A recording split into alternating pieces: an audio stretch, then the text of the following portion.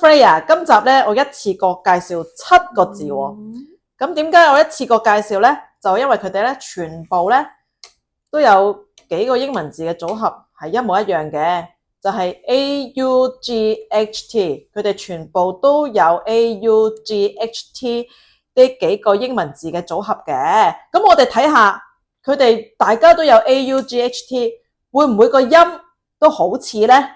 咁我哋逐個字睇下啦噃。Freya， 我已經將嗰啲 IPA 咧用藍色筆寫好咗啦。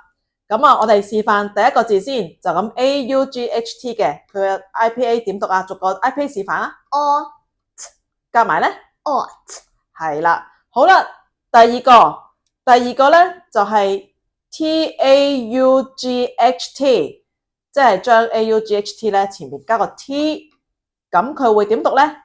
示範 IPA 啊。ought，佢前邊仲有一個嘅喎。ought，夾埋咧 taught，係啦 taught， 中間嗰個咧IPA 咧有個延長符號，條脷有少少縮後嘅咁樣嘅。係啦。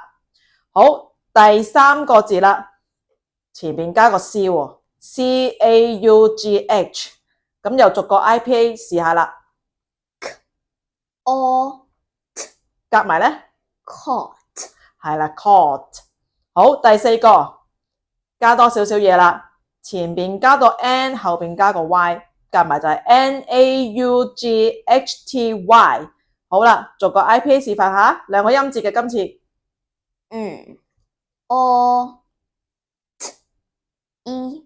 夾埋咧 naughty，係啦，因為一開始高音大聲就係 naughty， 好曳咁嘅意思啦，好頑皮。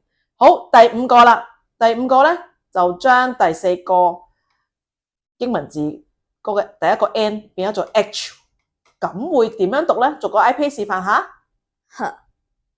ought，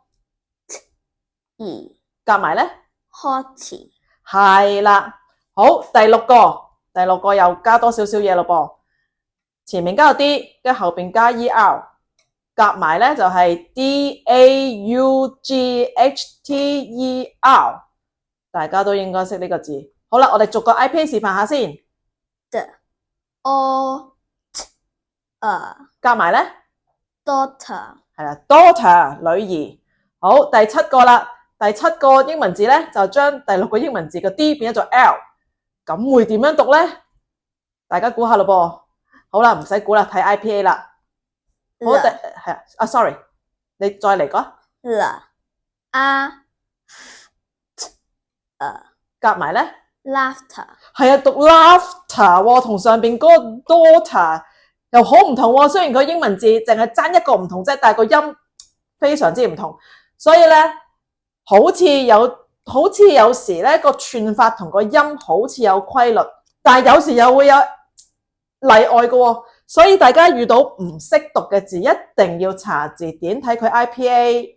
但係我哋串字咧可以有策略嘅，譬如今次大家如果想一次過串晒呢7個字咧係可以嘅，因為大家都有 AUGHT 係咪？咁你一次過串7個字咧就係一個好高效率嘅串字方法啦。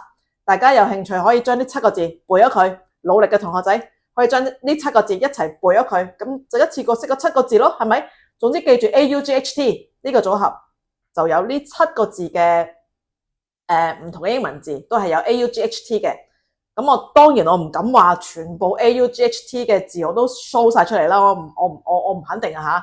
但係大家可以有興趣嘅就一次過串晒呢7個字佢，同埋記住個讀音，同埋記住唔識讀嘅話一定要查字典，有時係會有例外噶。今次就係有一個例外啦 ，daughter laughter。